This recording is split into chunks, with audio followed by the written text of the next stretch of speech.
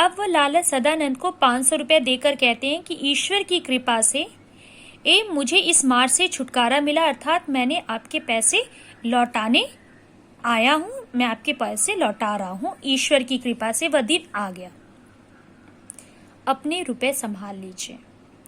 आपने जो दया और सज्जनता दिखाई है उसे मैं मरते दम तक न भूलूंगा।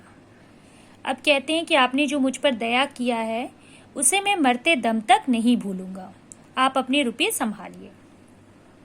लाला सदानंद ने हैरान सा पूछा, पंडित जी क्या सेठ ने एल्बम खरीद लिया? शादीराम कहते हैं जी हाँ खरीद लिया। और रुपए भी आ गए? जी हाँ। 1000? जी हाँ। नहीं तो मुझ गरीब ब्राह्मण के पास क्या था जो आपका ऋण मतलब उधार चुका देता। परमात्मा ने मेरी सुन ली। अब ये कहते हैं पंडित शादीराम कि 1000 रुपये में खरीदा तभी मैं आपके कर्ज चुका पा रहा हूँ। 500 रुपये आपके कर्ज चुका दिया और 500 रुपया गरीब ब्राह्मण ने रख लिया। मेरा विचार है कि आप ये रुपये अपने पास रखें। ये लाला सदानंद कहते हैं कि आप ये रुपये भी अपने पास रख लीजिए। मैं आपका यजमान हूँ, मेरा धर्म है कि आपकी सेवा करूँ। अगर मैंने 4 पैसे दे दिए तो कौन सा गजब हो गया। पंडित जी की आंखों में आंसू आ गए। वे बोले, आप जैसे सज्जन संसार में बहुत थोड़े हैं। वे क्या कहते हैं कि आप जैसा सज्जन व्यक्ति इस संसार में बहुत कम है। परमात्मा आपको चिरंजीवी रखे। चिरंजीवी मतलब ईश्वर आपको लंबी उम्र दे। सॉरी बच्चों।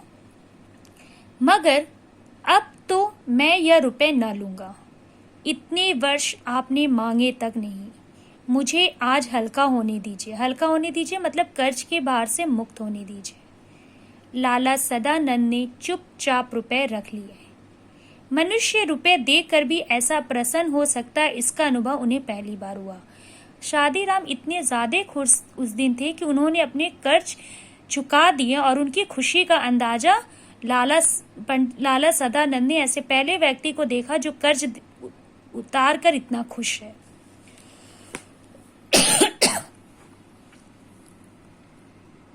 छह महीने बीत गए।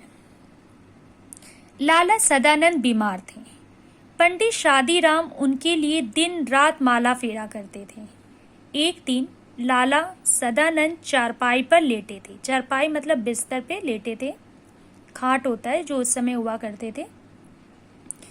पास पड़ी चौकी पर पंडित शादीराम बैठे रोगी को भगवत गीता सुना रहे थे।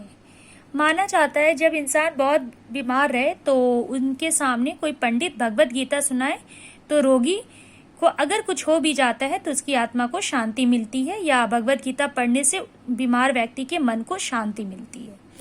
तो पंडित जी अपना काम कर रहे थे। एकाएक अचानक लाला सदानंद बेसुध हो गए। अचानक लाला सदानंद बेसुध मतलब बेहोश हो गए। पंडित जी ने गीता छोड़ दी और उनके सिरहाने मतलब तकिए के पास बैठ गए। तकिए के पास मतलब जिस तकिए पे सर रखे उनके पास बैठ गए। स्त्री मतलब उनकी पत्नी गर्म दूध लेने के लिए बाहर दौड़ी और माँ घबरा कर बेटे को आवाजें देने लगी।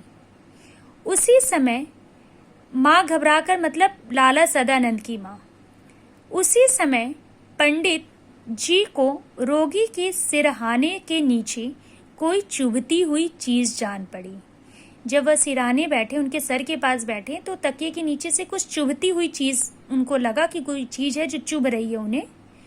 उन्होंने नीचे हाथ डालकर देखा तो उनके आश्चर्य की सीमा न रही। जब उन्होंने तकिए के नीचे हाथ डालकर देखा तो वह आश्चर्यचकित हो गए, शॉक्ड हो गए। वह सख्त चीज, वह कड़ी चीज कुछ कोई और चीज नहीं थी, वही एल्बम थी जिसे किसी सेठ ने नहीं बल्कि स्वयं लाला सदानंद ने खरीद लिया था। लाला सदानंद बच्चों इतने अच्छे इंसान थे कि उन्हें लग रहा था कि शादीराम सारा दिन इंतजार करता है, कोई उसके विज्ञापन को नहीं खरीद रहा, नहीं पसंद कर रहा, तो लाला सदानंद स्वयं दूसरे व्यक्ति के नाम पत्र लिखकर वह एल्बम खरीद लेते हैं और इस बात को वह अपने तक रखते हैं। शादीराम को इसकी भनक तक नहीं मिली, पर कहते हैं ना कि सच छिपता नहीं है। आखिर वह सच सामने आ गया।